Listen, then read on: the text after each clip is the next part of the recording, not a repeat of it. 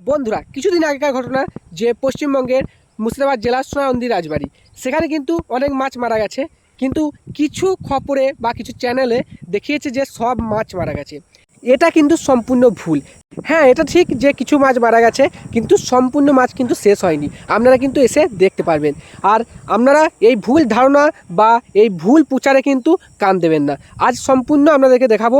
প্রথমে এই রাজবাড়িতে চলে আসলাম, আর এখানে দেখুন অনাথ আশ্রম আছে এবং এখানে পুজো হয়, এটা তো আপনারা জানেন যারা এসেছেন।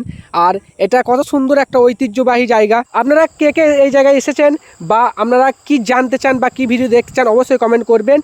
আর দেরি না করে চলুন মাছগুলো দেখে নিই। দেখুন কত মানুষ এসেছে। আর এই টাইমটাই হয়তো কম আছে, কিন্তু বিকালের দিকে অনেক মানুষের ভিড় এখানে কিন্তু হয়। আর দেখতে পাচ্ছেন পুকুরের চারিপাশ কিন্তু পরিষ্কার করা হচ্ছে। আর কত মাছ দেখুন। আপনারা গুজবে কান দেবেন না। কিছু মাছ মারা গেছে, কিন্তু সম্পূর্ণ মাছ কিন্তু শেষ হয়নি। এখানে কিন্তু প্রচুর মাছ আছে।